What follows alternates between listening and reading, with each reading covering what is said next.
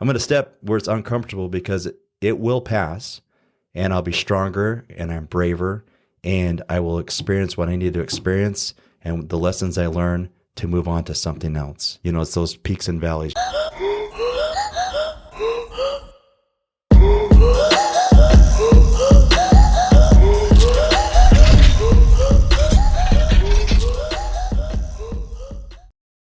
Hey guys, this episode is brought to you by Weapon X Holsters, quality handmade Kydex holsters made right here in Southern Utah.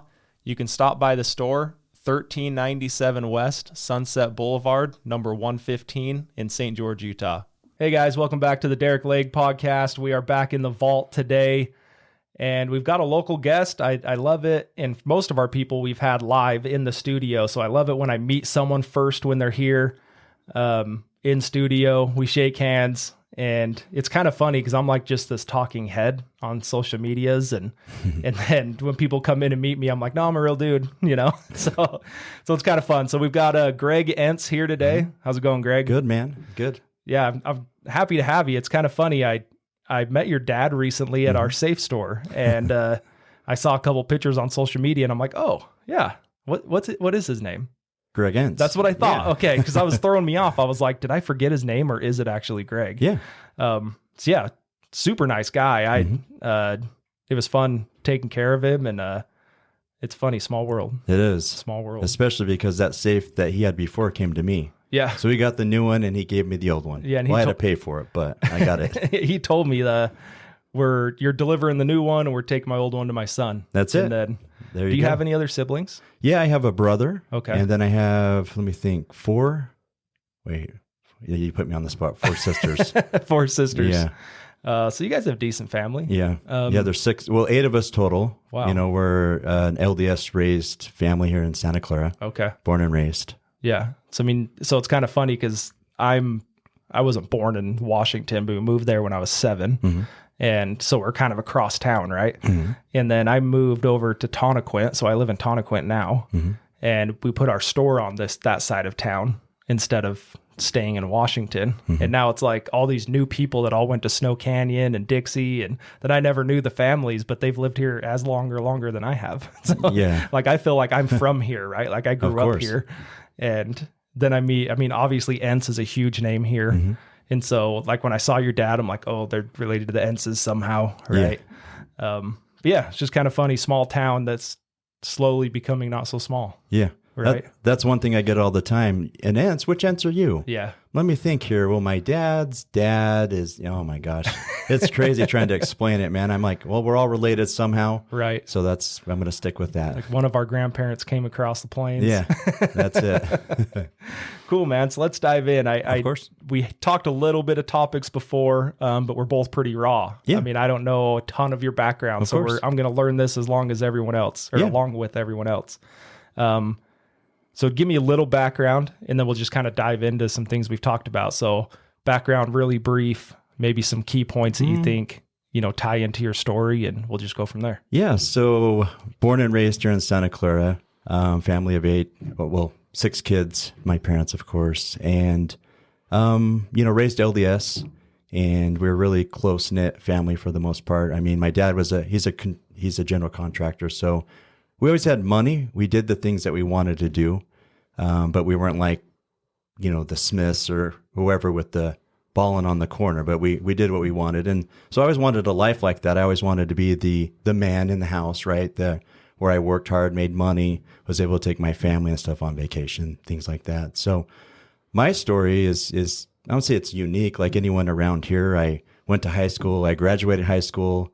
I ended up serving an LDS mission, and then came back, and that's where a lot of things changed in my life.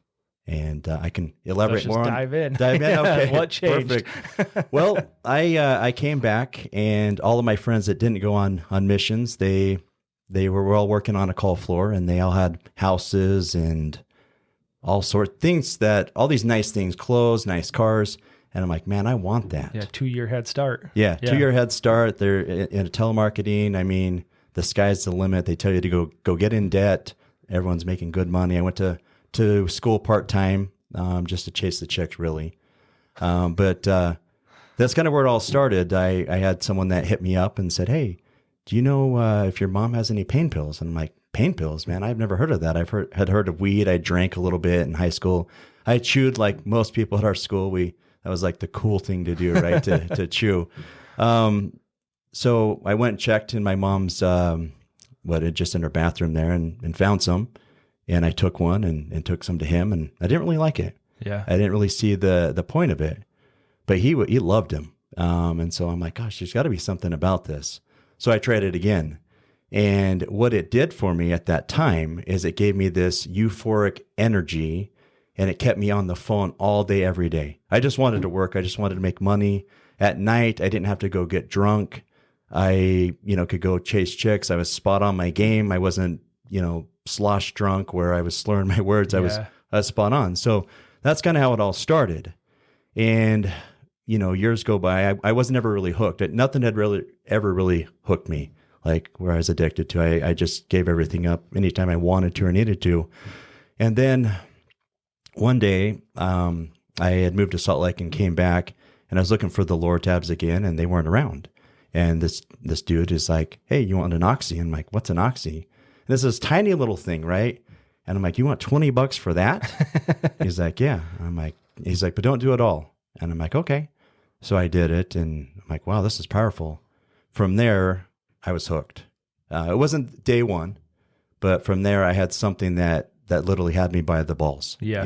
That I couldn't go a day. I could go a minute, but I couldn't go a day without it. Because I didn't feel normal. I felt sick. And, no one really knew. As far as my family, no one knew for the first year and a half that I was even hooked to anything. I made my own money. I lived at my parents' house. And then one day I just broke down and cried and told my dad. Said, I'm hooked to something. And he didn't know really what to do at that point. So kind of our options. It's hard to remember everything because I'm telling you what, I did a lot of drugs throughout those years. But we tried different rehabs and things like that. But I never really, for many years, was ever really ready to get clean.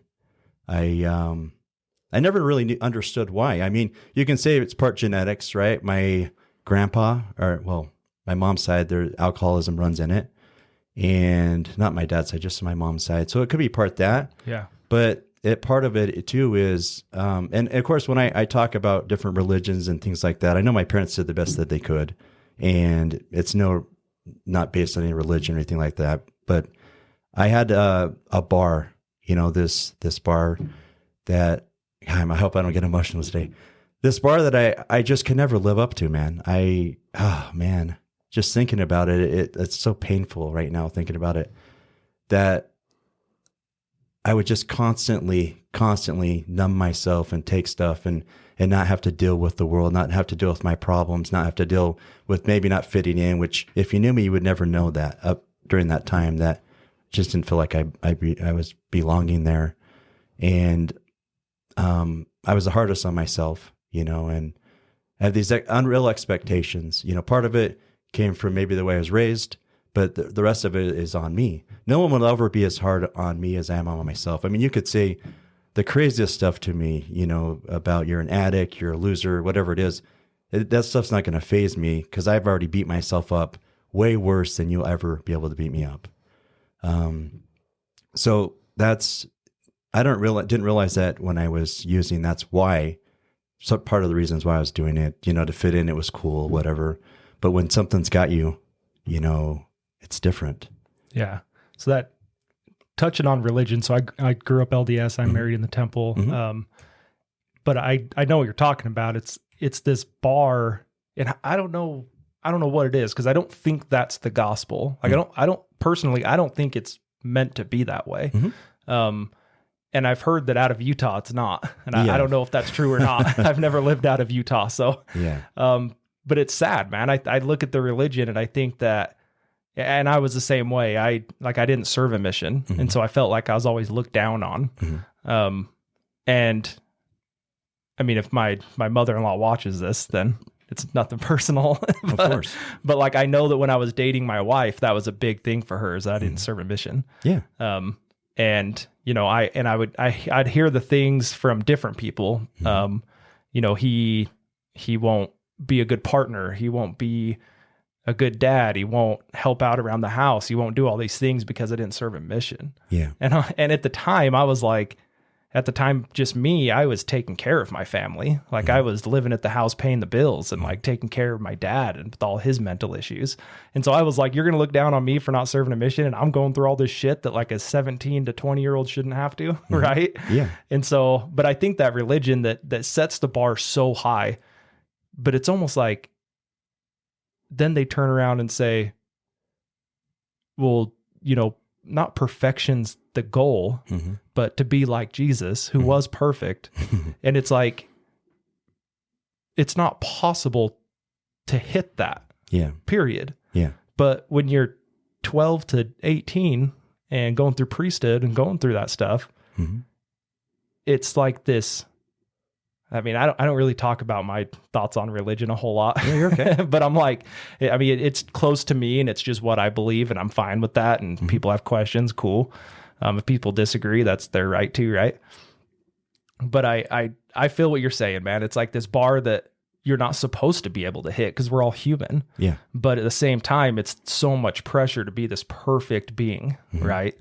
So yeah, dude, I get what you're talking about with there. So how long did this go on? How long were you using? Is that the right term? Well, 15 years. 15 years. So you started when you came home, so 21, 21-ish, yeah. Dang, man. So what do you think that what did you pull off of that though? Like thinking now, so you're 43 now. 43 now.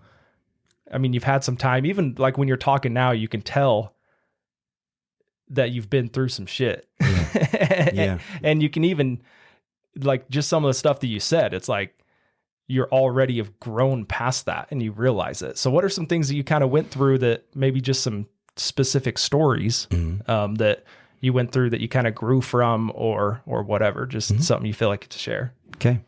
Well, one thing I wanted to kind of circle back on something that you mentioned is with, well, I was always told, just stop taking it, just go to church, say your prayers, go to church and stop taking it. And I truly wish it was that easy. It wasn't that easy.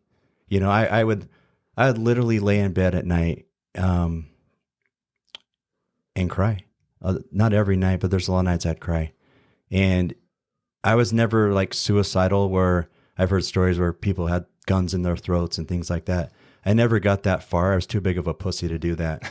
But I honestly thought it'd be easier just not to feel this. It'd be easier not to suffer.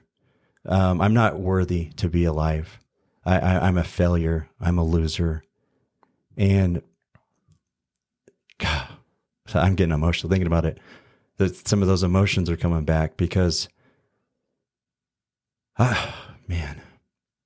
So for me, just like I was saying, it was easier in my mind just to be done, just to it be over with, maybe to take too much.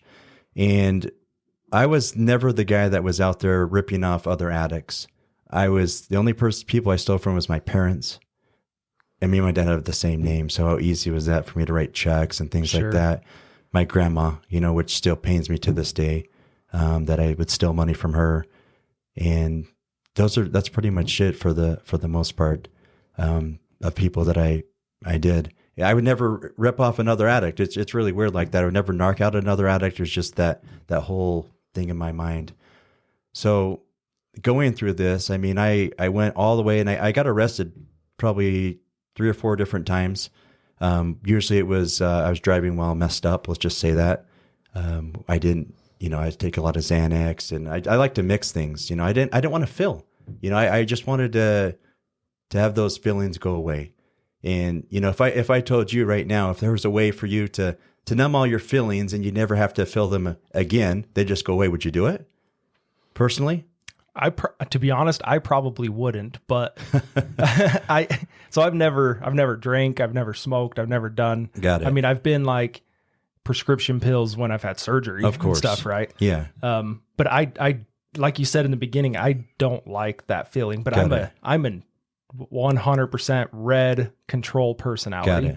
And so that's why I don't like it, because I don't have control. Yeah. Like I want to have control over my actions and what I'm doing. Of course. But at the same time, I can understand it. Like I'm just trying to think recently. I've had a lot of back issues. So I've had painkillers and muscle relaxers from back issues. Right. And there's times where like my back hurts so bad, I can't sleep. Oh yeah. And so I'd go take one, but I'd started questioning myself. Like, am I taking this to sleep or am I taking this because my back hurts? Yes. Like it kind of got to that line. So I could understand that. That would be my thing. Like, of course, I told my wife, if I ever was suspected of an overdose death, it's just because I want to sleep. Yeah. It's not because I wanted the feeling of it all. Right. Of course. And so I can understand that. Like to sleep. Yeah, I would. So going back and answering that, even though I numbed my feelings for the minute, as soon as that stuff wore off, those feelings were back. And what happened is then I started stuffing all this shit on my shoulders, right? All this shit, any issues I had, and there's plenty of issues, plenty of problems getting arrested, and I'll go back to that. I know I was headed there. Just stuffing on my shoulders, on my shoulders, on my shoulders, on my shoulders. I had all this shit on my shoulders, right? And I just keep numbing myself. I don't want to feel that. I don't want to deal with that. If my parents came to me with something, I'd freak out. I'd lose it because I don't want to deal with it. Sure. You know what I mean? You can only get so much drugs for the amount of money you have. And as you go along further and further along, you usually don't work. You know, you start dealing to cover your ends there. So you want to be sparing with what you have there to make sure you feel okay. Okay. What okay means is I feel normal. So I had picked up some possession charges and things like that. And it got to a point where my parents' attorney told me, hey, you got to go through drug court. Do you know what drug court is? I've heard of it, but you can explain it to me. Yeah. So drug court was a way for me to plead guilty to my felonies.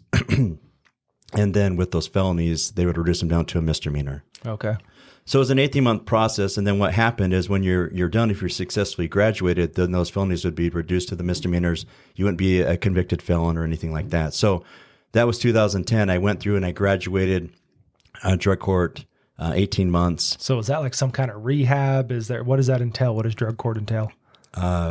So it entails going and peeing 3 to 5. Just being clean? Yeah. Okay. Oh yeah. You have to. They test you. Could be daily. It could be weekly. I mean, there's different phases. You go to counseling classes, things like that, therapy. So there's a lot of different things that you go through. So did it help? It helped. Okay. But the reason I wasn't using is because I didn't want to go to jail. Yeah. So I wasn't. It wasn't because you wanted to stop. No, I like the feeling of getting high. Yeah. I mean, it's a calming. I won't say calming. It's a good feeling. I mean, to be high. But the problem is for me, I'm all in, right? I'm not just like, oh, I can take it once in a while. I'm all in and I know where I'm headed. I'd be the same way, dude. I've some business deals and investments I've been in recently. I've had to tell my wife, like, okay, I'm full throttle, you know, like, Andy Frisella, I quote him all the time on here. His thing, he says he's full throttle, full throttle. Gosh, now I'm going to butcher it. You're good. He says full throttle or no champagne bottle. There you go. And so I'm like, that's how I am with everything I do. And it's good and it's bad. And so I think if I ever, and there's a lot of alcoholism in my mom's family. I mean, they owned bars. I'm named after my great grandpa that owned a bar. There you go. And that was his income. And I always thought, man, if I started drinking, I would be a drunk. Because I wouldn't know how to stop. Like Mountain Dew, like I drink Mountain Dew every single day. And so like if that was, I mean, I don't even know alcohols, but if that was a whiskey at night, I would drink whiskey every night. Of course. Right. So yeah, anyway, go ahead. That's the reason why my mom always says she never drank. She never even tried it because it ran in her family. She was always scared that was going to happen. So going back, so I graduated drug court. You think that would be enough, right? 18 months. That's the longest I had under my belt is because I was forced in a way. And within probably 3 days, I was at my house with my with my buddy, and he looked like he was on something. I'm like, man, what are you on? He's like, oh, well, he didn't really want to tell me. So of course I ended up getting it out of him and I started taking it. And before I knew it, I'm back on, not that day, but one day led to another, to another, to another. And before I know it, I was hooked. Yeah. And so from there, it was all the way until almost 6 years ago that I got clean. But it went from Oxy, which those Oxys went away. They got banned. So then it was Roxy. And then, I did summer cells in California, which didn't have the connections nor the money. So it turned into heroin. And then the last thing it was heroin and then meth at night to keep me awake to go to Vegas to re-up. So going back to why I got to the point where I did quit, and obviously there is no cure for an addict. I'm not cured. I could go out tomorrow. That's the reality of addiction. We just never know. We have a cunning, baffling disease. There's always a voice somewhere in the back of my head, somewhere. It's just waiting for me, just waiting for that perfect moment to say, oh, there you go. You've got 6 years under your belt, 5 years. One's not going to hurt you. Two is not going to hurt you, So it's always there. That doesn't go away. But for the last probably year before I did get clean, I felt like something bad was about to happen to me.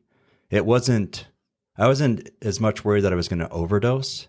I wasn't shooting up, That was the other thing. I wasn't that addict because I wasn't injecting. I was just smoking or snorting. See, I didn't even know there was a difference. We had Mallory Rush on. She's wrote a book. She talked about what was it, Mallory? She talked about like shooting into her veins, but she called it something.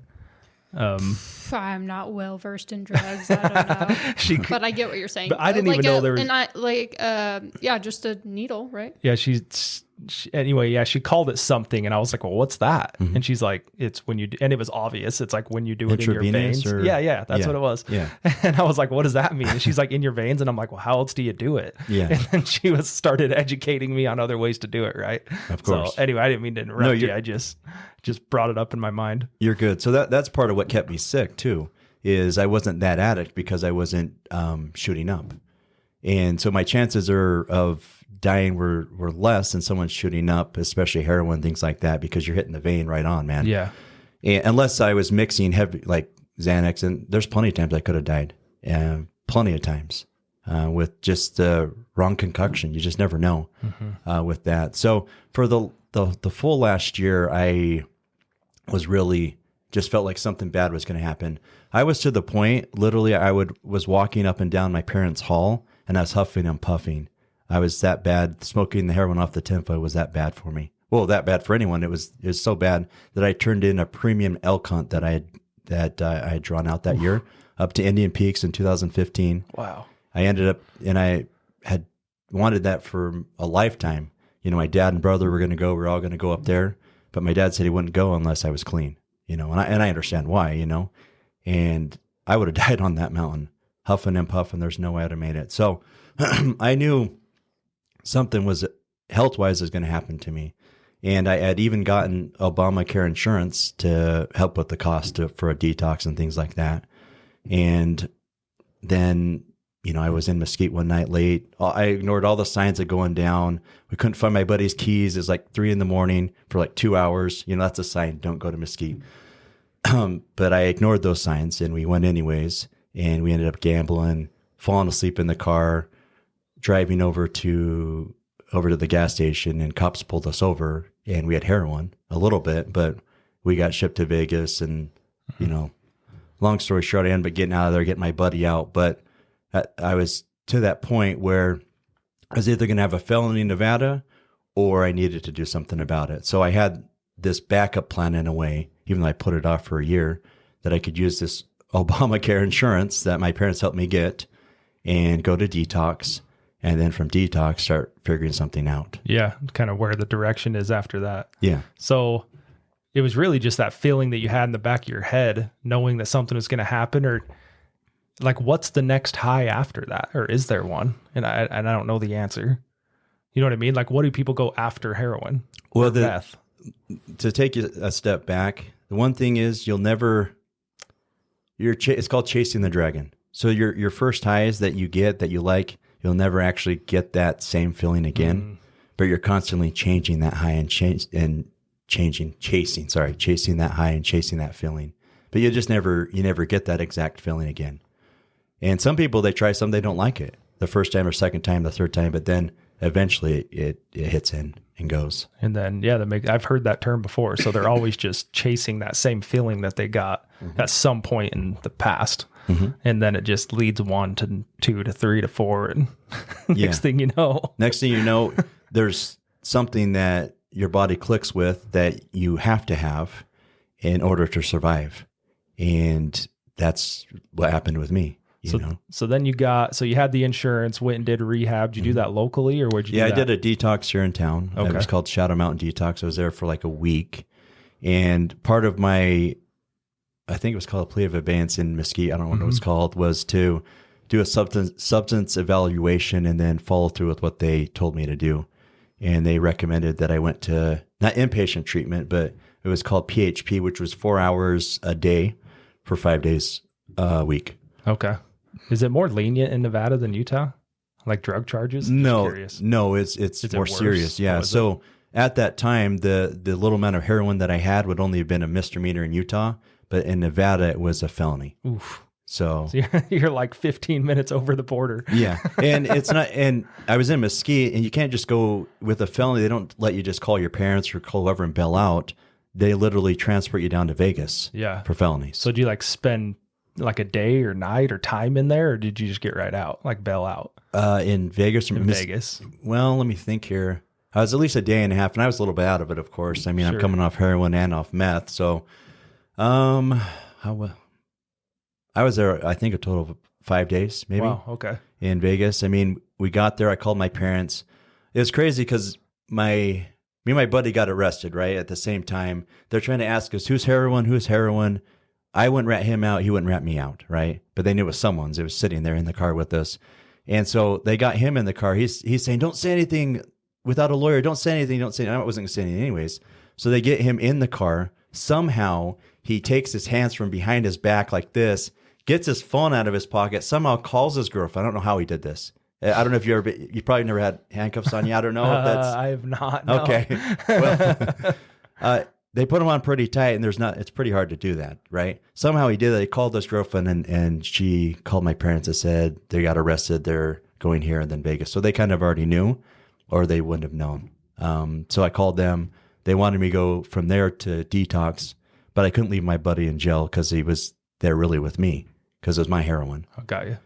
So they ended up bailing me out, and then I ended up getting out, taking a shuttle back, and then I had to sell some heroin to pay my buddy's bail to get him out, and then court started happening, and then I worked up the detox and ended up going and figuring that out. What do you think your parents were going through with all this? I mean, they and the reason I ask is just to kind of go full picture on that is like or let me ask you this, maybe it's a better way to phrase it. Speaking to parents that might be going through something like that with a kid, what is some advice or maybe direction or just an experience that you had that of how to help? So two things with how my parents felt. My dad literally hated me, and that's a painful one. You know, my dad hated me, like literally hated everything. He said something at that time that I still hear his voice now. And it was so true. We're outside of his house, and he said, you know, pretty much was telling me that you don't literally have a pot to piss in, which I didn't. You know, I didn't have shit. And I mean, it's still painful thinking about that. The thing with my parents is my mom was the enabler. My mom would have bailed me out any time, but I always knew that she couldn't because it would cause a divorce with my dad. You know, that's how bad it got. I'm not saying my dad didn't want to do that. Some people, and kind of advice, some people say, oh, you have to cut your kid off. You have to cut him off, let him go to the streets, let him do that. My parents didn't do that, and I'm not saying there's a right way or wrong way. Every kid is different. But the one thing I can say is if it was your son or your daughter, you trying to tell them just don't take it or this and that, it's not going to work. Even if they're hooked and you buy the rehabs and all this stuff, they're not done until they're done. You know, there's nothing you can do. There's nothing. I mean, you can try to help them, But some people say cut them off. Others, like my parents, didn't totally cut me off. But I'm here. I'm alive. So I don't know the right way, because every situation is different. I just know that the best thing to do is to have them talk to someone. That's, for me, I got into NA and AA, Narcotics Anonymous, Alcoholics Anonymous. And for the first year, I was going to meetings 5 days a week. I was going and playing volleyball when they played volleyball. I was interacting in the community.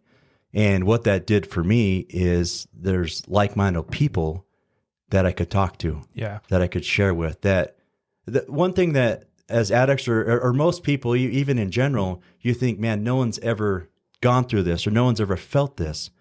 It's sad, but it's so not true.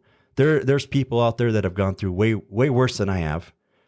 There's people that have gone through, understand exactly what I was going through because they've been there. They understand addiction. They understand what they went through, and they can provide insight and guidance. And that's kind of the best thing to do is first off, having them figure out themselves that they have a problem. And that, I didn't have a problem, right? For the longest time. In my mind, I didn't. I could control it, right? I could buy more. But once they figure out, once you or me figure out that we have a problem, then what are we going to do about it? AA and NA teaches believing in a power greater than ourselves to help restore us to sanity, whether that's Buddha, whether that's God. I believe in God myself. That's just me. I was raised LDS. I believe in Christ, God, all of that. And, even in the depths of hell, there was only one time in my life where I truly felt like the devil, and we didn't even get into all that. But other than that, I still prayed and things like that. And I was fortunate that I am here today, because so many things could have happened to me. I was in San Diego, I was in Las Vegas, North Las Vegas, just up to no good, going to meet people that I never met in random places. I could have been robbed. I could have been killed. Overdoses, of course, the highest thing that could have happened. But for me personally, God had a bigger plan for me, and I truly believe that. I'm happy that I was able to go through that when I did. And like I said, I'm not cured. I always have to say that, because there's no cure for addiction. It's just understanding that if I take one pill, our bottom, you hit rock bottom. Eventually, you should hit rock bottom. If you don't, then you will hit rock bottom eventually, right? And those rock bottoms get lower and lower and lower. And I know that one oxy, if you had one right now, you chalked it up, I sniffed it, whatever, I'd probably be good tonight. Probably, go work tomorrow, not think about it.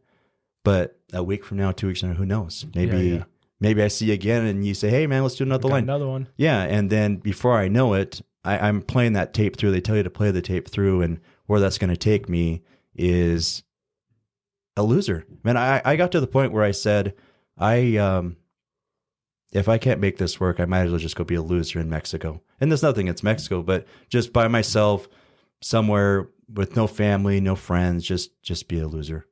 That's truly what I felt like I deserved if I couldn't figure it out. And I kind of got to that point. Yeah. I think that's kind of where the whole let them go live on the streets, let them figure it out, let them hit that. But I'm kind of with you. It's like, I don't know if that's the best advice, because it's like, well, they die, like at what point do you, and that's what's hard, man, is I think I look at it. So I had a brother that got into drugs, and he drinks now. Yeah. As far as I know, that's all he does. But I look at it and I think that's where a lot of my like negative thought towards alcohol and drugs came from, is I saw a lot of that and a lot of the repercussions and consequences that he had to go through. And I just, to me, again, being a control person, that just didn't seem like a good route for me. Yeah. And also like the addiction side of it too. We have that in our family. And when you said that, I always think I think everybody has an addiction. Yeah, we do. It just depends on what it is, right? Yeah. And like I was talking to Mallory before you got here, like I'm addicted to work. Like that's my addiction. Yeah. And it has different consequences, right? Good or bad. You could be financially stable, or it could work you out of a family. That's you know? it. And so there's different routes that could go. I mean, it could kill you. My first book I really ever read that was business oriented was Larry H. Miller's book. Really? And he kind of talks about that he worked so much, he ends up getting diabetes. He ends up losing his legs, and then he ended up dying. And one of the things he talks about in there is he wished he would have spent more time with his family instead of trying to. But I mean, look at what the guy's built, right? I don't know if that's a great example, but I mean, that guy's name's all over Utah. All over Utah, yeah. But yeah, I think about addiction, and I'm like, it's all relative. It's like, what different addictions have different consequences, but everyone has them. Like everyone has some sort of back and forth battle with it. Yeah. And I was just to chime in a couple of things. So one thing you mentioned is, as a parent, cutting your kid off, but think about that. I mean, that's your kid. Yeah. I mean, me personally, I'm a new father. I have a 5-month-old, and just thinking about cutting him off because it's going to be better for him, that's a tough pill for me to swallow. Sure. I think I can. Especially now, where it's this perfect. So I have a 2-year-old, so I'm not too far away from you, but like holding this perfect baby, it blows my mind too. Cause like my oldest brother was kicked out of the house. Him and my dad had their own issues. And I think like, how could you get to that point? But man, I mean, I guess you never know, so go ahead. I didn't mean to cut you off.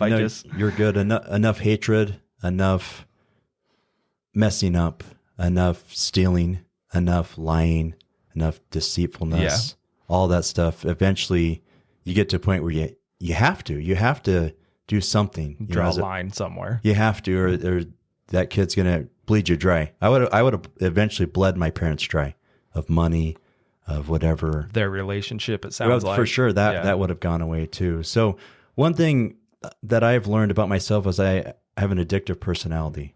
And so for me, it's healthy addictions. What's healthy addictions for me? Working out. I like to work out. I love to work.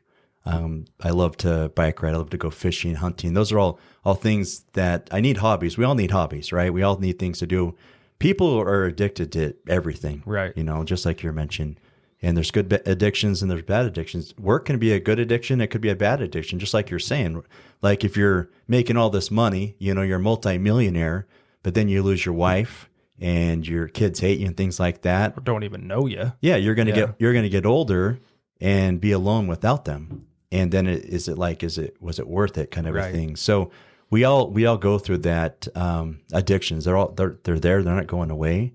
But it's just being able to channel the good ones for you. And then what can you do for yourself? What can you do for yourself to reward yourself? To what kind of activities can you do that you like to do? Take time for yourself as a workaholic, right? Because what's going to happen, you're going to, yes, you enjoy the grind, you enjoy the work, but you get to a point where burn yourself out, and then what? Maybe the alcohol comes into play. I don't know. Yeah. Playing that tape through, you just never know. I know what could happen to me if I'm not working out, if I'm not doing things like that. I know what could potentially happen to me because I've been there. Yeah. So one of my goals this year is to speak in 12 different high schools. I've mentioned it quite a bit on the recent episodes, or 12 times, not 12 different high schools, but 12 times in a high school. And I was there this morning actually speaking in the high school I went at Pineview, where I went to, and we kind of crossed that a little bit with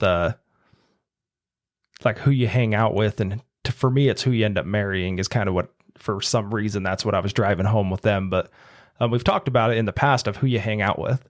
It sounds like, and correct me if I'm wrong, like the crowd that you were running around with back then is kind of what led you into and continued the addiction. And then it seemed like when you started going AA, NA, you were in a different crowd that was helping you support getting away from the addiction. Can you talk a little bit about some of that stuff? Yeah. So my mom would blame, and of course I'm not here talking shit on my mom, but my mom would blame the people I hung out with for my issues, right? The people I hung out with, they didn't force me to take that pill. They didn't force me to do the drugs. I did them on my own. But the people I was hanging out with, it was easily available, a lot more easily available with them than not. So I had to change my surroundings when I got clean the last time. for the first time probably ever, I changed my number. I deleted contacts of people that I used to use with, things like that. I had to change my environment and really hang out with different people. Yeah, it's interesting. Like, it's so cliche, the 5 people you hang out with is who you end up becoming. Yeah. But it couldn't be like, so I just turned 34 and I'm like, it couldn't be more true. Like, I look at that and I think just the conversations you're having, you end up being that person. The people you're hanging around, the influences you're seeing, the influence they're seeing that you're putting out. And I was trying to drive that home with these kids, and I hope I made some point. The funny thing is like, I'm talking to these high school kids and I'm like, I don't know if I would have taken this guy serious when I'm 17 and this 34-year-old's coming in trying to tell me what I can do to be a better person or financially or whatever. And I look at it and think, well, hopefully they took something from that, right? But so I think that it's a huge influence on who you're hanging around with. The podcast has helped me out with that. And I've even if it's just text messages every now and then, like, I don't know if he knows it, but like Eric Gubler. Yeah. We had talked about Eric Gubler before. I follow everything he does now. Like, dude. I'm always looking at all of his social media stuff, trying to get influenced by him. There's Brandon Neal, Jeff Fieldstead. Yep. They do the Solid podcast that Mallory does, Blue Form with Mallory does theirs too. And I didn't know Jeff Fieldstead before until I had him on. And that dude, I mean, both of them, him and Brandon, they're giants, you know, like everything that they do. And that's why, I don't know if you've seen their podcast, the Solid podcast. I've met Brandon. I know Jeff from social media. Yeah. And so everything they're doing, if people want to, like, if you don't have that, and I think that's a thing too, like, if that's not in your environment, a person that you can look up to of that caliber, like, we all have people to look up to, right? Whether it's your dad, brother, neighbor, friend, cousin, whatever it is, but that doesn't necessarily mean they're a high caliber person. Yeah. And so nowadays with social media and everything to connect everyone, it's so easy to find that influence. And, you know, and I had those in my life, but when I started listening to Andy Frisella and Eric Thomas and some of these guys, Ed Milet, and really started trying to take in what they're saying and trying to live different for it. I mean, it changed everything I was doing. I mean, it changed friends I talked to. It changed habits that I have. It changed everything. So I guess, like, just little side note, if people don't have that person, there's a million ways to go try and find that person. Nowadays there are. Yeah. There really is. All the podcasts and things you mentioned, I listen to a lot of that same stuff. I like positive motivational things. I like Andrew Frisell, how he just says it how it is. Yeah. You know, I like that. For me, I have to have someone I can talk to, you know, someone I can be vulnerable with. And that's another whole topic of vulnerability as a man. And, you know, being able to say, you know, I don't know what I'm doing here, or I'm struggling, or I need help. I have people in my life now that I can call, and I have people in my life that will call me on my shit. You know, I used to be able to go into therapists and tell them exactly what they needed to hear.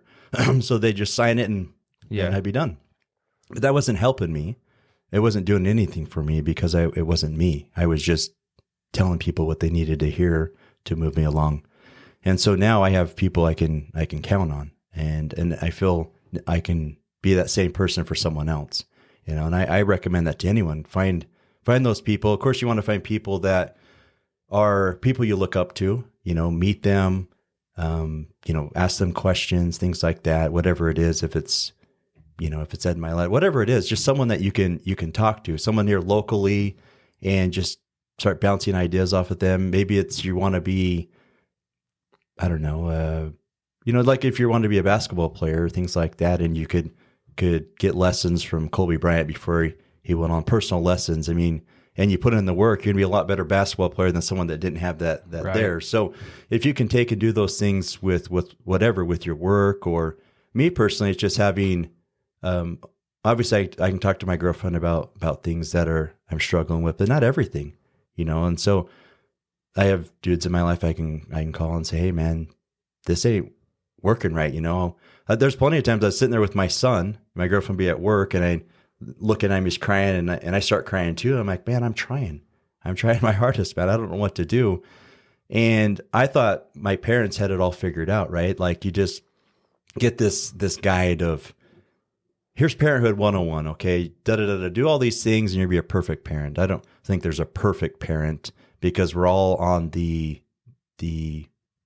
learn as you go. Yeah. And I've learned that so much now, even though my girlfriend, she has a couple other kids. And so she has more experience than me. But that's kind of the beauty of it for me, is just learning and experience that with my son. I got to the point too, being 43, where I had accepted that I wasn't going to have kids, and it's sad to think that, because growing up, I always wanted kids. I always wanted a family. And I got to the point where I was going to just raise someone else's kids, which I wouldn't have a problem with. I mean, like my girlfriend's kids are like my kids, but I have a son, and people would tell me this, and you can probably contest to this. When I was sitting there and my girlfriend was having the baby, as soon as my baby came out, our baby, I literally lost it and started crying. It was just magical, Nothing happening right there with her was magical, but everything, just the feeling, that it's my son, that I helped make him. And I was fortunate that I'm alive to be able to experience that. My mom always jokes and says that my son's waited a long time to come here. He's waited for me a long time. And I really am happy that I'm here. I'm present. I can be present. I can be in his life. I can watch him grow. And I'm also fortunate that I didn't have any kids through my addiction, because I would have screwed that up. I would have screwed up those relationships. I would have screwed up everything because I was so selfish. And I had to think about myself. I had to take care of myself. And early in addiction recovery, they tell you you have to be selfish, because I'm more worried about you, how you're doing, than myself, how you're feeling, anything like that, than myself. But I'm not working on myself and being selfish for myself to get past it, Once you start putting days past, then days become months, months become years, things like that. And then, I don't think about using. It's not on the back of my mind like it used to be, or through that first year, there'd be times I'd have the flu, and some of those same flu-like symptoms that I have when I have the flu, that's the same as a withdrawal. And so it was tough sitting there feeling that. So now you're doing a lot of real estate stuff. Yep. Let's talk about that. We've had a lot of real estate people on here, whether they're agents or investors or whatever. I don't know. I don't know what I want to pull out of it. So no, you're good. Let you run with it. So why I got into real estate, I grew up, my dad's a general contractor here. He builds mainly in Kayenta for those that are local listening to this. And I built a lot of houses with him at a young age, probably, 12. I don't know how old I was. It was for 3 or 4 or 5 summers. I used to work with my dad. Now, I was the boss's son that was the grunt. I wasn't the boss's son that was the one that was taken care of and didn't have to work. I was the grunt. And it was hot. It still gets hot here in the summertime, right? Yeah. But it was way hot. And we did everything back then. We did the concrete. If our business was slow, we framed. One thing I did like about framing back then is I liked starting with a pad of concrete, right? A foundation, and then start building the walls. And then at the end of the day, seeing exactly, what we had accomplished through the day, because you can see it. So why I didn't go that route, though, is it was so just the wear and tear on my body, man, at a young age. And my dad, I'd literally, he'd go home and just beat to hell, man, just from that sun. So I went in another route. Obviously, I went to the route of sales, which we talked. I've been in a lot of sales jobs and things like that. And even until just recently, I had a sales job. I still have one that's part-time that I do off to the side. But the reason I kept it is I was closing on a construction loan. I just built a house. Okay. I was able to do that, closed in September, so I kept that. But the reason I got into real estate is I like walking into a house and I like seeing really just what someone did with their house, how it was designed, how many rooms it has, how it's situated, the backyard, things like that. That stuff fascinates me. And real estate is a great investment as well. But you have a piece of something that you're holding on to. It's some tangible property that you have there that over time is historically gone up. So it's a great investment. So it seemed like a good fit for me. And I've only been in over a year. And it's not like me personally, I thought I'd get in. Oh, I'm an Ence from St. George. Yeah. All these people here, Greg Ence is in real estate, man. Let's give him a call, have him sell our house and things like that. So it hasn't been like that. Even people that I talk to, you know, they're like, oh yeah, when we go to list our property, how will you do it? A lot of times they're not choosing me, right? Because I'm not the last person on their mind, and there's someone that's a lot more qualified, whatever it is. So it's not like I thought it was going to be. It definitely takes a strong mindset and strong will. But what it has done and allowed me to do is buy back my time, and where I'm working from home, and which is a totally different thing. I was working a job where I was literally dialing 100, well, let's just say 100 dials a day, calling people for selling them businesses with stock investing, things like that, advisory and recommendation services. So, but I was paid to call people, you know, and I had to make sales that way. And if I was ever gone, if I wanted to go golfing, let's say on Monday morning, even though I'm not much of a golfer anymore, I couldn't do it. My work would allow me to do it at the time, but I'd miss out on too much. Yeah. And cash flow wouldn't let you do it. That's it. Yeah. So I, you know, had to be there. Now, real estate allows me, it's a whole different thing. And there's plenty of times when I first got back to, because my company transferred to Mesquite, and I was going to Mesquite every day for 5 days a week for 2 years. It lasted until about the time I closed on my house. I was going there every day, and I just, you know, I wasn't able to do really the things I wanted to do. I made good money, and it allowed me to get qualified and buy a house and build a house, things like that. But it really kept me from buying back my time. If I wanted to go golfing, I could go do it, or these other things. So what I was getting at is really the first little bit of real estate. There's plenty of days I felt worthless and useless. Seriously, I'm sitting there. I'm so used to, okay, Greg, here's 100 leads of people. They bought this program, this service. Call them up, go through your spill, see if you can sell them. I was so used to that, and people micromanaging my dials, my talk time, things like that. Now here I am at home. They tell you to call your friends and family, right? Oh, I'm real estate, man. When you're ready, let me know, kind of a thing. Start there and then expand. So how do you expand? Well, you know, you go knock doors, or you hold open houses for other agents. So you got to start doing these other things. But I'm sitting at home. I'm like, well, can I just develop my own leads? So people through Facebook can come to me. Yeah. Are they just going to, oh, Greg Ence is in real estate, man. Let's call him up. He's a good dude, man. He'll take good care of us. And I will. I'll take good care of him. But, you know, I have to earn that too. Yeah. I have to put in the work and put in the time. And it's a long game. The whole reason I got into it is, like I said, I like that, but I want to build with my dad, eventually take over his company with my brother. He works with him right now, and then develop. I want to start acquiring land, and I want to start building a house at a time, things like that, and selling it, and start building it up like that. That's kind of my overall goal. But with that, it takes time and it takes money, takes knowledge, you know, which consistency. Yeah. I mean, I have my dad's 43 years building houses. He understands that side of it, but he's never, only one time he went out and did a spec home, and it was right before 08. So if you remember what happened in 08, the market took a shit. He was fortunate that him and my uncle broke even, but he'd never done that. And it's kind of a new thing to him. I know it kind of makes him nervous. He's in his late 60s, you know, wanting to retire in 5 years, whatever it is. So putting his name out there, doing those things are a little bit scarier for him, because everything he does is custom. He's and like, all I'll that. just coast for 5 years. Yeah. This works. Yeah. But for me, I'm like, dude, let's bang, man. Let's get this, you know, help me out. Give me an opportunity. So it's just trying to figure it all out. And for me, it's trying to stay balanced, you know, because I literally could work all day, every day, as long as it's something I like. But the problem with that, what I run into is at 7 o'clock, 8 o'clock, whatever time it is, my girlfriend's home from work. She works a full job now. And I'm working.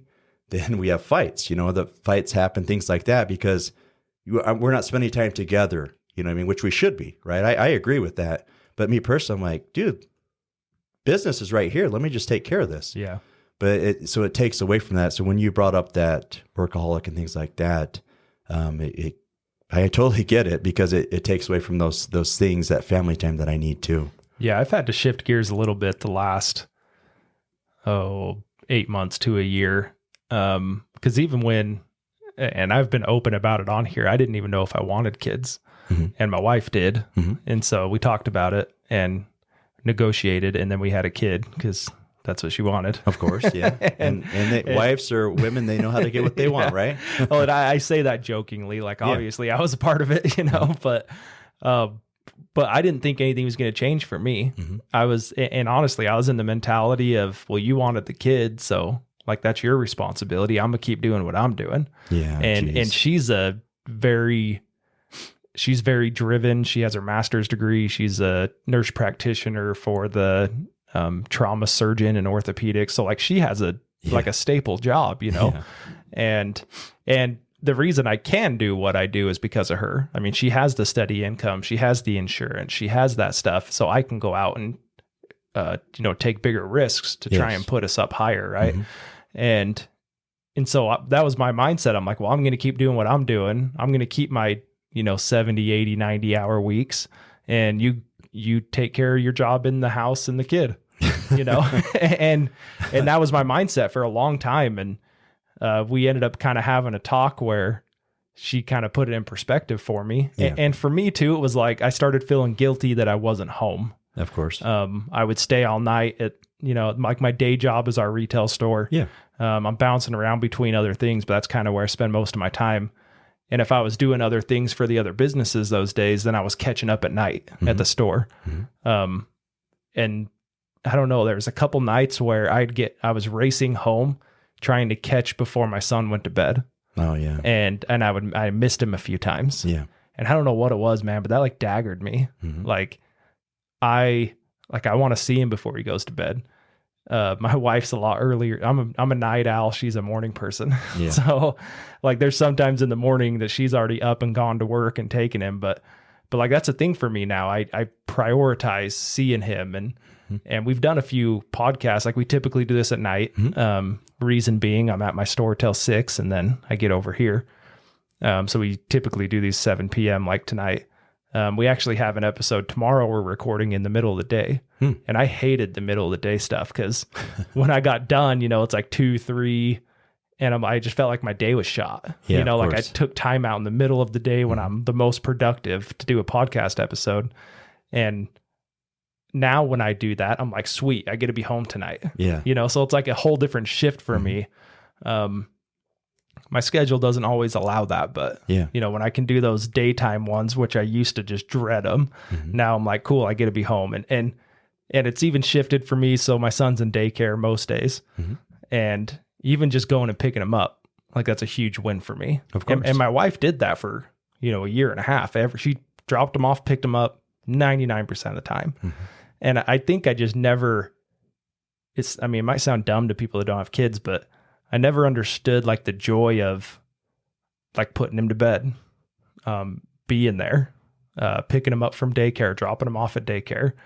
And I think like he already has limited time that he gets to be with me, especially being at daycare and me being with him.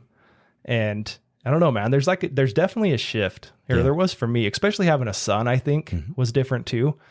Cause I'm like, okay, like I should be the number one person this kid looks to. So I'm like, I got to sit up a little straighter, even though I'm always hunched over on the podcast, but like, I need to like, metaphorically, I need to be a better person now.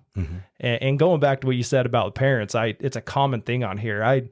When you're growing up, you're looking at your parents, like, they got it, they're correcting your mistakes. They're telling you what you've done wrong. They're perfect. They make all the right choices. That's your view when you're a kid. And then you start getting older and you realize like, man, like they were just doing their best and their best. And some people like, I'm like, dude, you're mediocre at best, Of course. And I think you're supposed to progress past your parents, hopefully, I guess, keep your lineage moving up. But I think like I don't want to be that fake person for my kid though. And not saying my parents were fake, like they did their best, right? But I don't want him to view like I'm the best person in the world. Like I want him to know that I make mistakes. I want him to know I'm sorry about things. I want, and I've been a crier my whole life.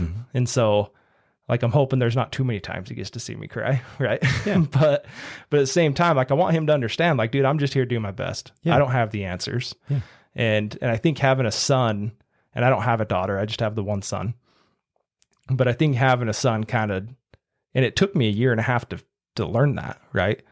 but it kind of lit something under me where I've really tried to change and be more available for my wife and be more available for him and be around him more. And I went from not ever knowing if I wanted kids. Mm-hmm.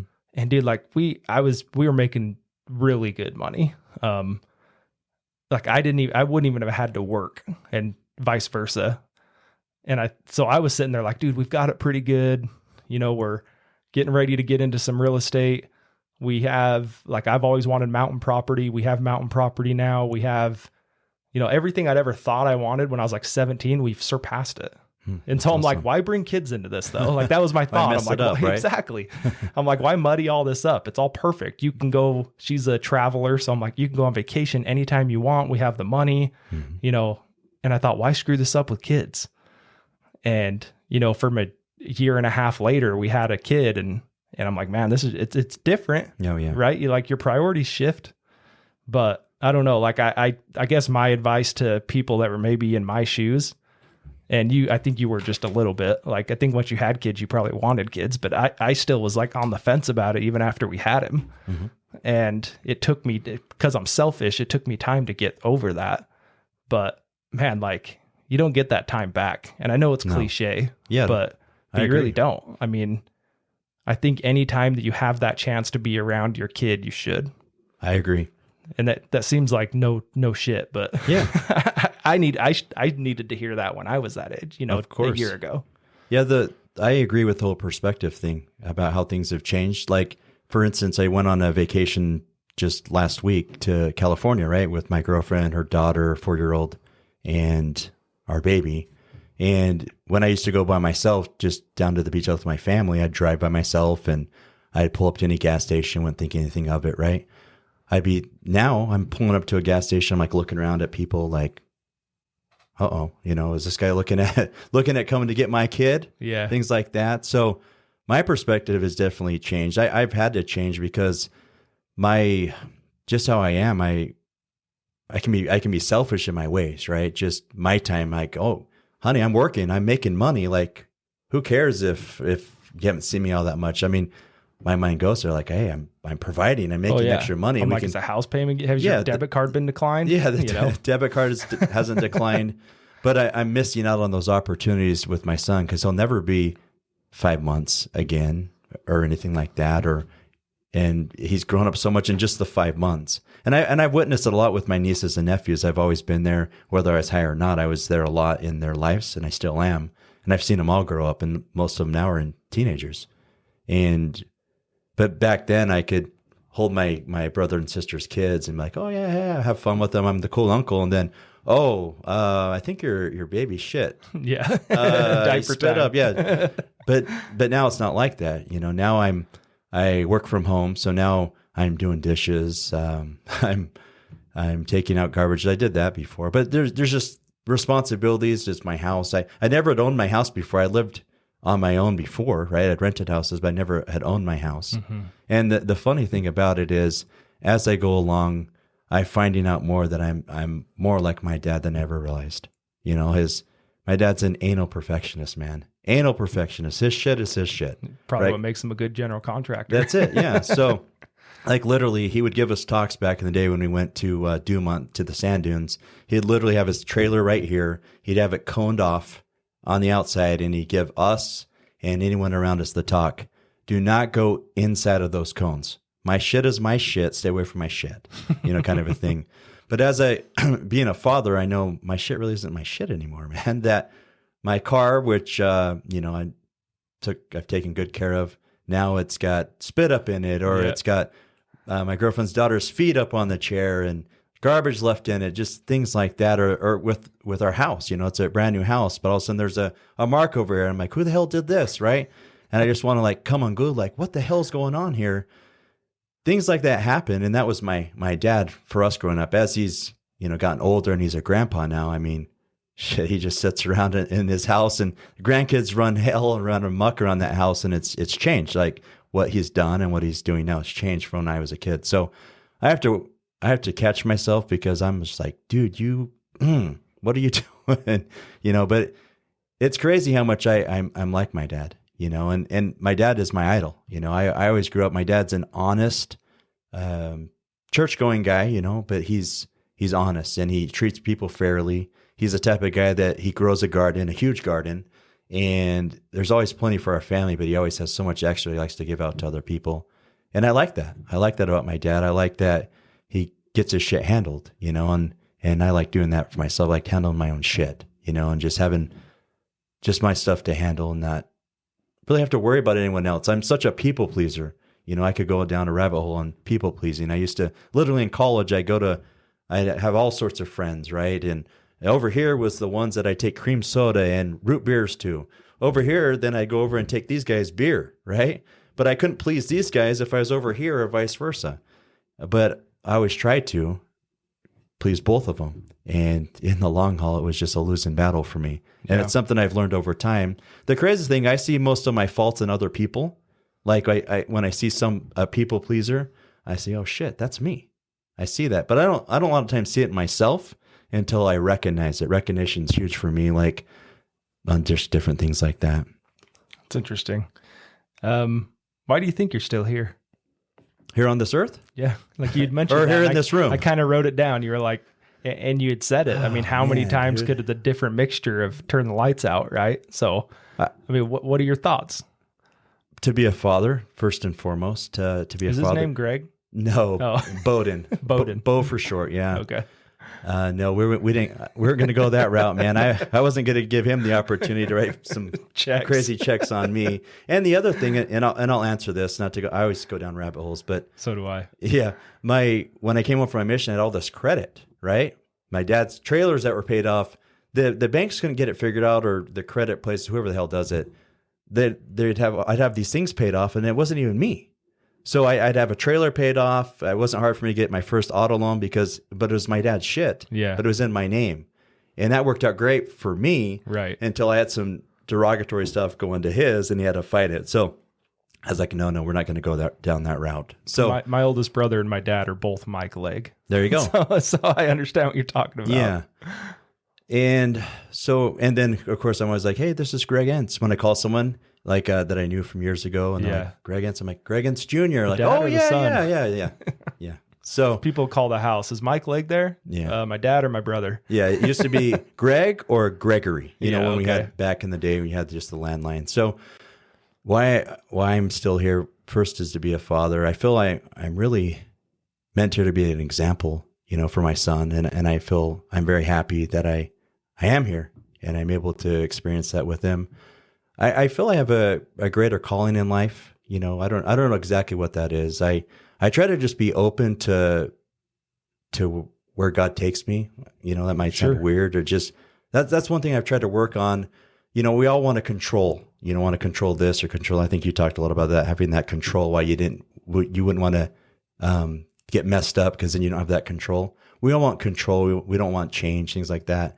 But just being open to whatever happens. You know, whatever happens. I personally feel that God didn't put me on this earth to be a failure, but to be a strong individual, to be an example to other people. And I hope to be able to, you know, just be able to talk to people and anyone that's struggling, that they can reach out to me or to anyone else, you know what I mean? That they're struggling with whatever. We all have problems. Right. We all have addictions. We all have things that we're going through. There's people out there to talk to. And the key is just reaching out. And that's a thing we talked about earlier about vulnerability, being vulnerable enough, especially as a man. You know, I was raised, and I'm sure my mom would say we weren't raised like that, but everything's always right, man. Hey, Greg, how are you? I'm amazing today. Really, I'm like, oh my gosh, what a bad day, you know, or I feel like shit today, but I'm like, oh no, everything's cool, man. Good to see you. So I've learned now is if someone says, hey, how are you today? You know what, man, it's not my best day. You know, but I'm going to make it, you know, just being able to, it's just small things like that. But that's how I was raised. Yeah. You know, we have to always put on that good face. We have to always be dressed to the T. You know, we can't let people see us struggling. But that was bad for me. Well, and I think that generation above us, or most of our parents, like, and my dad was the same way. He was the hard-nosed, disciplined, hammered all of us when we did stuff wrong. Yeah. Like, that's how I think most of our parents were. That was that generation. And then I think our generation, I mean, we're in the same generation, I guess. We're 10 years apart, but give or take, the generation we grew up in were more open to that vulnerability. And that, I mean, the podcast, if you're going to be a guest, I expect you to be vulnerable to an extent, right? You'd have to, that's part of this too, is like people have come in and even like huge guys that I look up to come in. And I mean, after we've sat here half hour after we cut the podcast and like cried with each other, you know, and it's just, like I said, I'm a huge crier anyway. Anyone that knows me already knows that. So, as tough as I sometimes act, I'm kind of a baby, but, now I'm trying to figure out where I was going with that, but I can chime in. I feel fortunate enough that I was raised in the older generation that I was raised in. First and foremost, it taught me hard work. Nothing's going to be given to me. I was literally out with my grandparents. I spent a lot of time. So I was born, then 18 months later, my mom and dad had twin girls.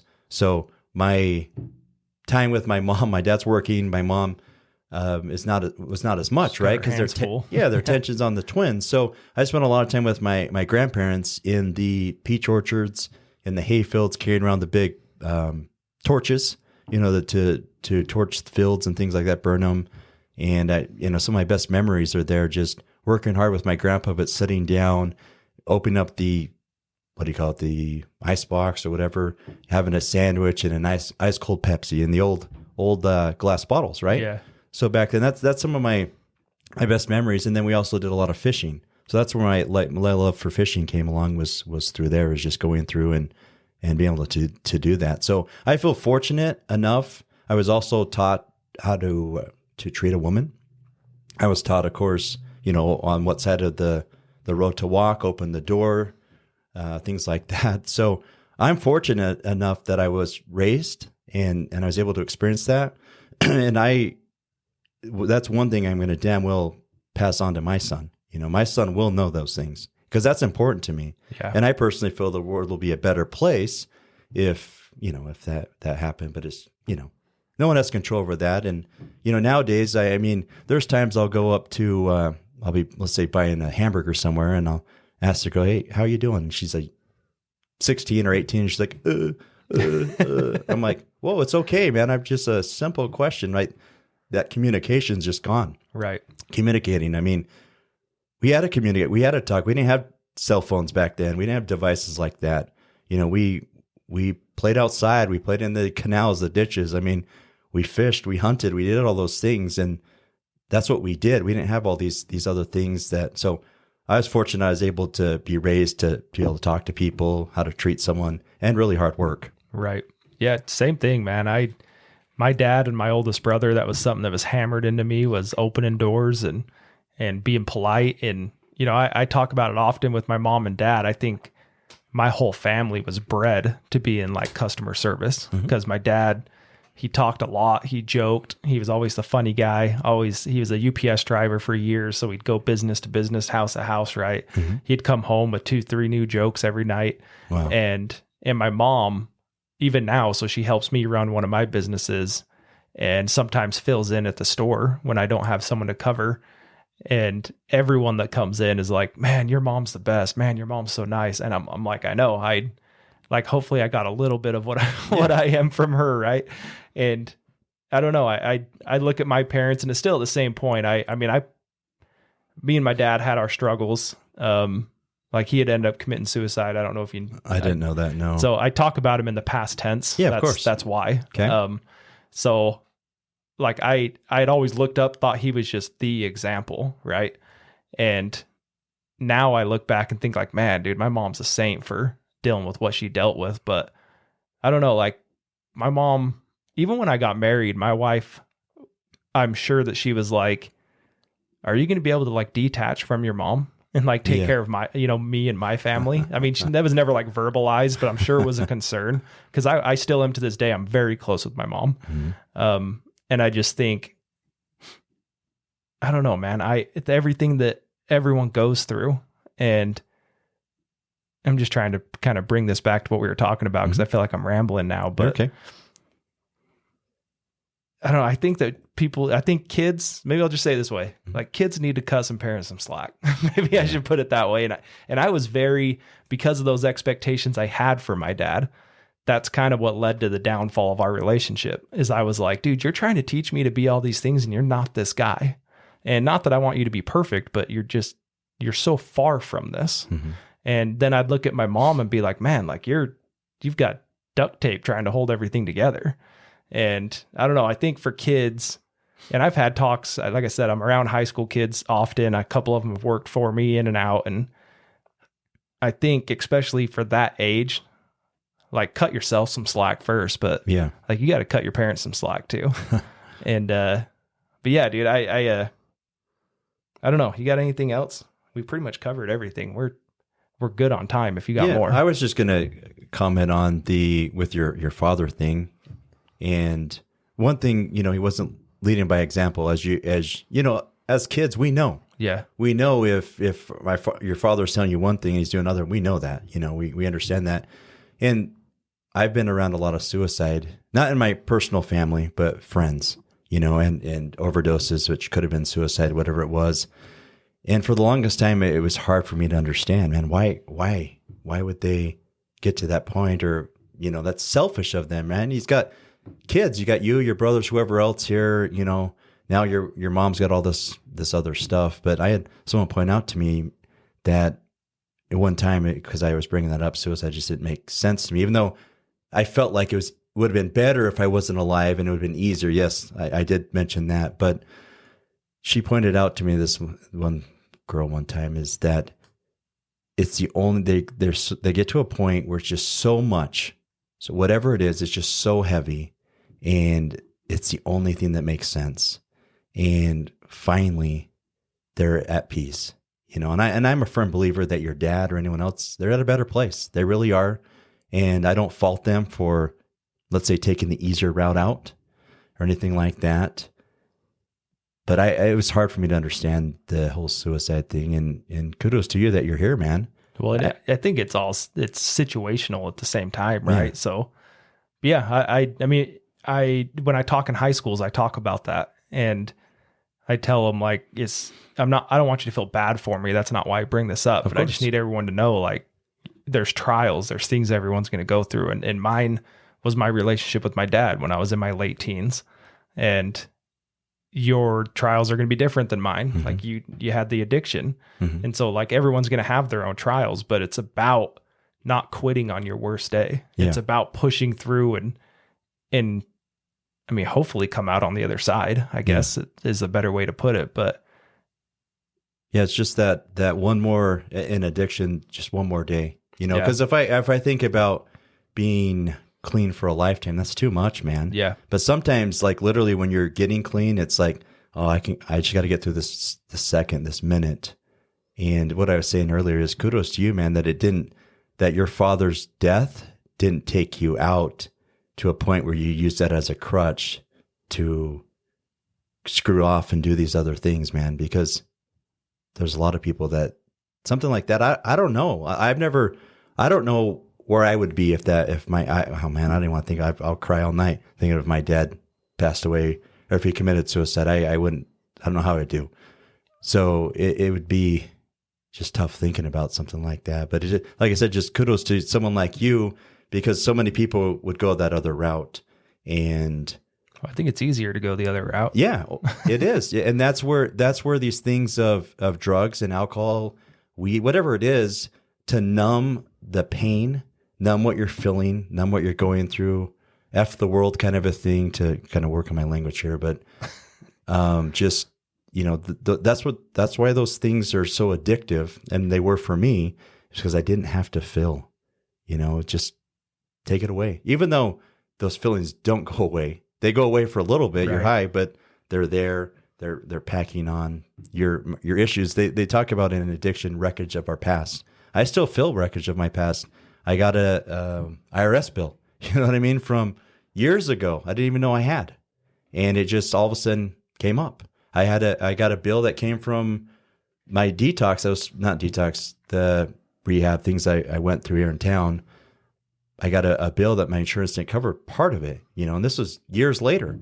So they call that wreckage of our past, it's there, but it's just now I'm able to cope with things like that and just understand. I would run from that shit. I'd pack it on my shoulder and I'd run, you know what I mean? And not have to deal with it. But now, even though it's uncomfortable, I'm going to step forward into the fire. I'm going to step into that uncomfortable, what's the word? Uncomfortable, Bill. I can't even say that. Where it's uncomfortable, right? Let's get that right. I'm going to step where it's uncomfortable because it will pass and I'll be stronger and I'm braver and I will experience what I need to experience and the lessons I learn to move on to something else. It's those peaks and valleys. You go up, I heard someone talk about going up, this mountain, this beautiful mountain you always want to hike up and it's 10,000 feet and you're going up and you're, oh man, why am I doing this? Why am I doing this? And you finally get to the top and you're like, oh my gosh, it's so beautiful. You're looking around and then you look and you're like, man, look at that mountain over there. Another peak, and that's just with life. I mean, the cycle of life, we're going to have ups and downs. And I used to think I always had to have ups, and when I was feeling down, I would fight it. And that's another thing. And we could go on and on about that. But when I would, even when I was clean, if I started feeling, we all have those days, right? Our life cycle where you just not happy, whatever it is. And there's no reason really for it. I would try to mask that with extra energy drinks or smoking, hitting the vape, whatever it was to try to get me through those feelings instead of just feeling it. My therapist at one time told me there's plenty of times that he would just, when he's feeling that, he'd just go get some ice cream and watch a movie and cry. And that's how he got through it and coped through it. But me, I'm like, oh man, I can't feel like this, but it's just normal. If you can recognize it, for me, it's recognize that I'm feeling that and just kind of adapt and go through it and be okay to not be at my best or feel my best. Because me personally, I'm like animated. I'm like, oh yeah, man, let's go do this. I got to feel great. Normally I do, but when I don't, I'm like, oh, something's wrong, man. The world's coming to an end.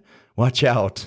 Yeah. A big thing I talk about in any, with any audience is you're supposed to lose. Yeah. Like it's part of it. Mm-hmm. It's going, not even are you supposed to, it's going to happen.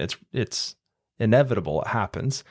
And I was never taught that. I mean, No. we grew up playing every sport. Mm-hmm. And if we lost, man, it was like, it wrecked you, and that's how we grew up. And I lost a lot. And so like, you think I would have learned, but it was always like that, the ref screwed us. We're pissed off. We're throwing our bags when we get home. And that's how maybe I shouldn't say we all, but like, that's what I remember growing up. Mm-hmm. And my dad was very emotional when it came to sports. So that didn't help. Right. Of course. But I wish someone would have pulled me aside and really told me like, dude, you're supposed to lose. Yeah. Like now let's figure out, where your weaknesses are. Mm-hmm.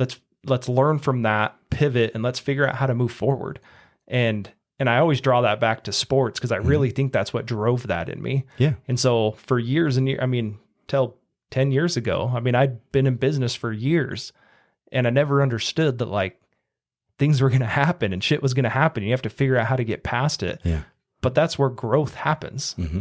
And I have friends now. I look back and I think like, man, you guys have never grown because you let those things cripple you. Yeah. And it draws you back, it pulls you back into your comfort, comfort, and I feel like I repeat myself a lot on the podcast about stuff like that. But I feel like for me, the way I word it is you got to pencil in losses. You have to be aware of it because when it does happen, don't let it break you. Yeah.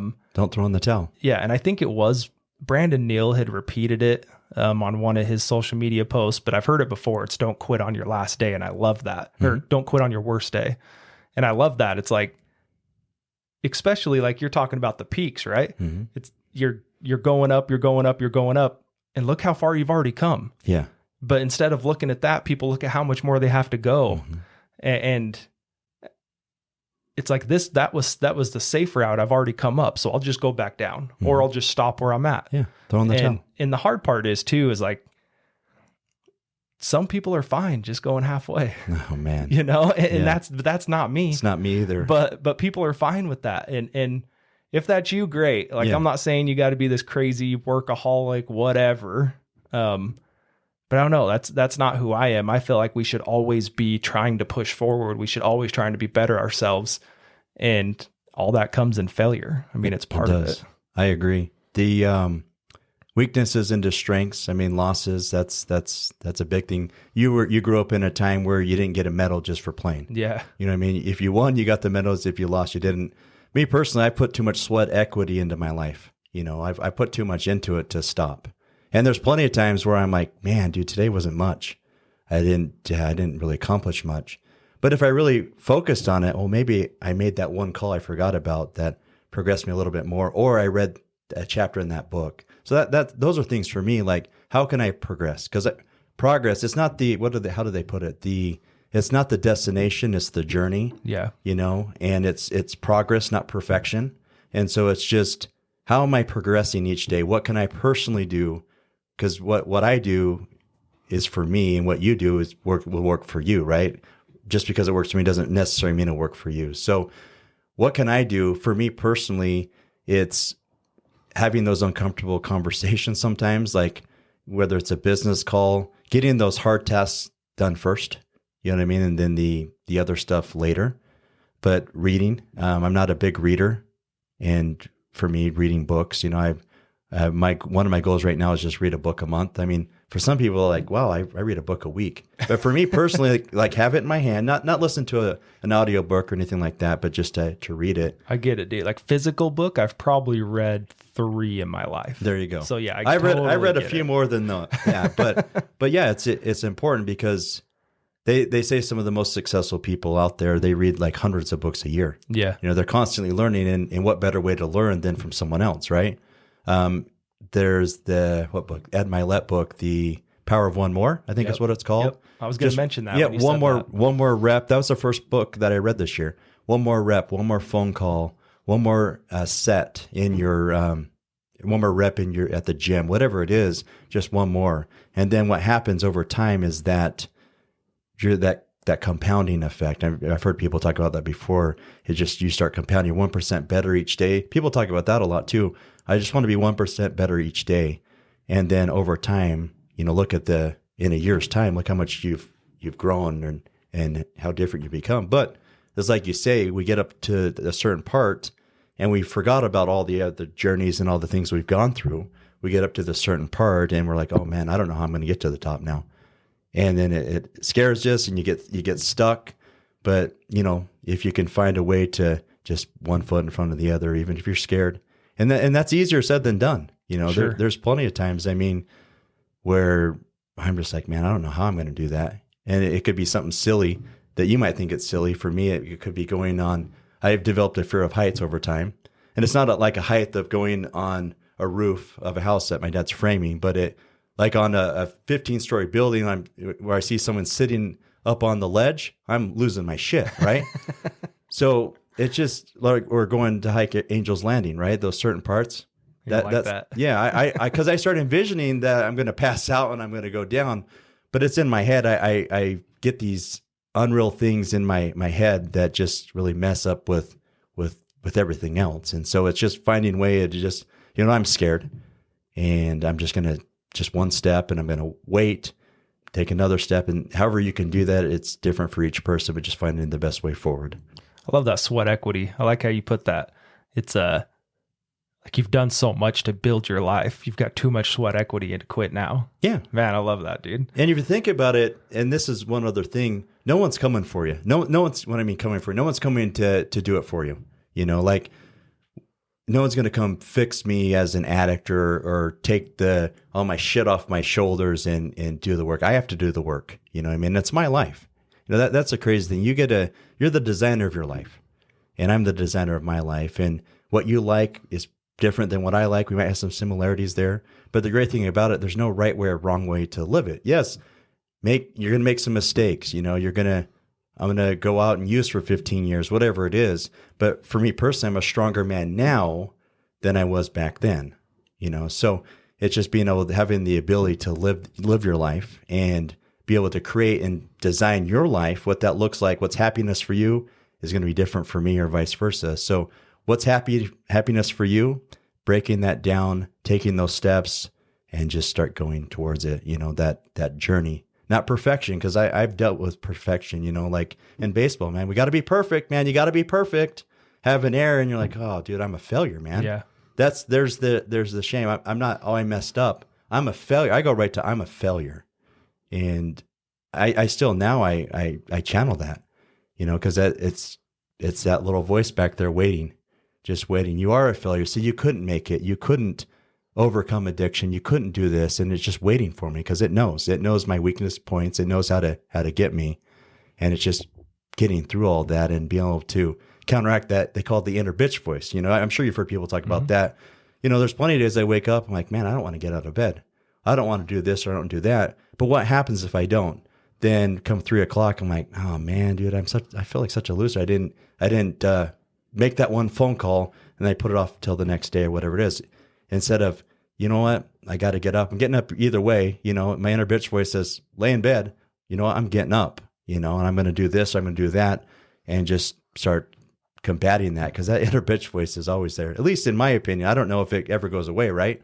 Yeah, I mean, it hasn't for me. It hasn't for me, and it's there all the time. Oh man, it's too cold to go outside, or it's raining. You're going to get your hair wet before you go to the gym, or whatever it is. I mean, all these excuses come, but in the end, I want to go to the gym. I want that feeling, that euphoric, whatever that feeling I get from the gym. My endorphins are kicked in. I feel good. It's healthy for me. But there's plenty of things. Oh, you got to go gas up your car, or you don't feel all that good today. Just don't go. But it's just finding a way through that. Yeah, I love it, dude. I think we're good to end right there, unless you got anything else you want to jump in with. I'm good, man. Okay. How can people follow you? Are you on social media? People get a hold of you? Yeah. Maybe ask for help, advice, whatever. Of course, yeah. Just Greg Ence, GREGENCE, is my Facebook. Okay. And I mean, do we give out phone numbers, things like that? I mean, what's the... It's up to you. Yeah, I don't care. 435-669-5067. And if it's like... If I don't know the answer, I'm pretty sure I know someone that I can refer someone to. And the thing is, the last thing I say is you're not alone. Whatever it is you're dealing with or going through, and we've talked about this, there's someone else going through it as well. Just take the time to reach out. You're not a failure. You're not a loser. You've made some bad decisions. Who cares, man? Let's learn from that. Let's grow. Let's find a way through it and be vulnerable. Ask for help. I mean, that's the hardest thing, right? Yeah. Like, who knows what would have happened if, I hate to keep bringing up your father, but no, go ahead. If he would have said, hey, you know what? And back then they're taught so different, but hey, you know what? To one of his buddies, I'm struggling, man. Whatever it was he's going through, I'm struggling with this and that. You never know, right? What could have happened. I don't like to live off the could haves and things like that. But I think the other side of it too is if you have someone like that in your life, like, it's not going to kill you to reach out to them. And like you said, like, they have to get to the point. Mm-hmm. But, I would imagine, correct me if I'm wrong, I mean, I've been through stuff, so this is what it would be for me. Like, just knowing that someone's shooting you a text, hey man, just thinking about you. Yeah. Stuff like that. Like, and I'm horrible at that. It's a goal that I have to try and be better. I've almost like, and it's probably what I need to do is just schedule a time, mm-hmm. but I want it to be like organic, right? Yeah.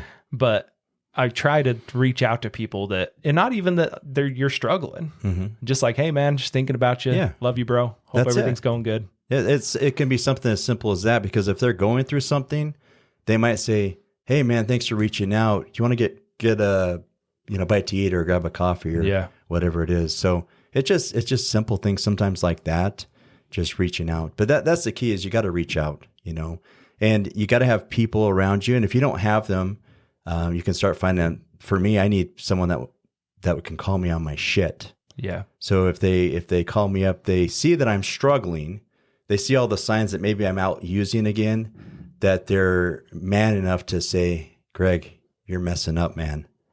I know that you are, or whatever it is. When I'm saying, oh, I'm good, man, everything's good. No, you're not, man. Like, be real with me. What's going on? So just having people like that for me is important, but just people I can speak my mind to. Because I'm crazy, man. I got crazy things sometimes on my mind. I say crazy shit. I don't have much of a filter. I've been pretty filtered tonight, but I don't have much of a filter. I'm 43. I just don't care. Yeah. But I don't care what people think anymore. I'm me. Yeah. And I've come to the part of my life where if someone doesn't like me, that's okay. Not everyone has to like me. And before, that was a struggle. Yep.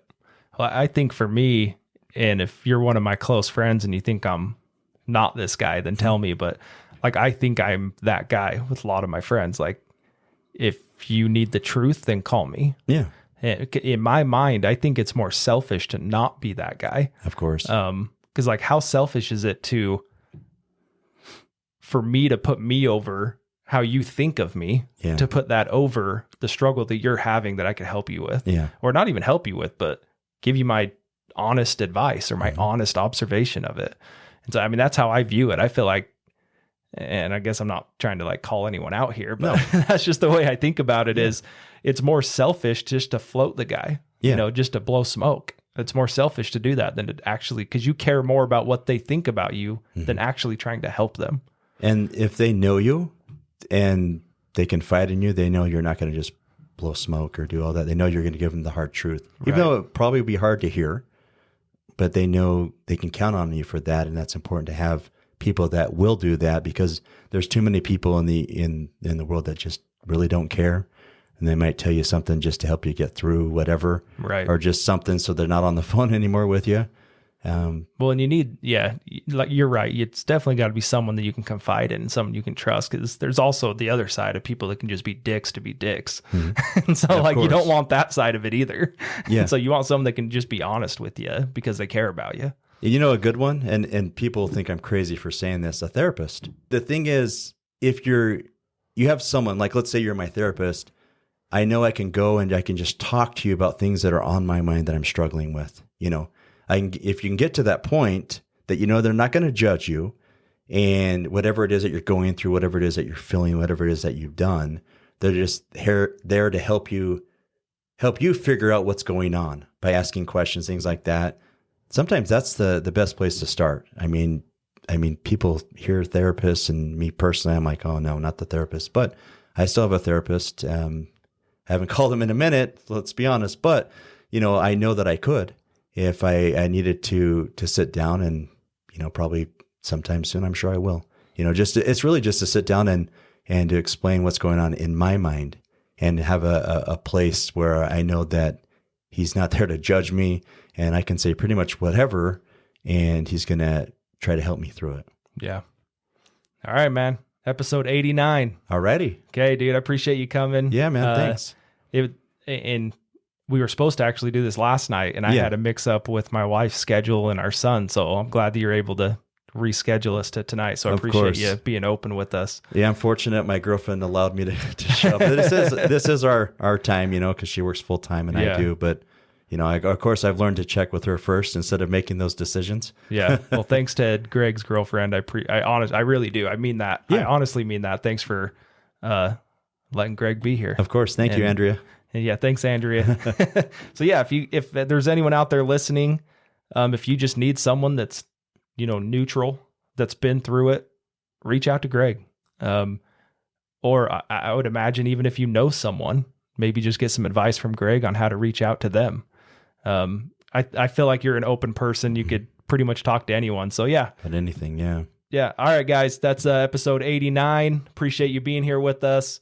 We're about an hour and a half. So wow, that went by fast, man. I was nervous, man, sitting here. I was nervous, man. What are we going to talk about for that long? Dude, everyone's always like, I don't know if I can fill an hour. And I'm like, we'll fill an hour. The only thing I had is that cough that kept hitting me. But other than that, here we are. No, it was great. I think it's going to be a great episode that a lot of people can draw parallels to. I use that a lot, but like be able to relate to it. So I appreciate you being open too. Yeah. All right, guys, that's it. Episode 89. We'll see you guys next week.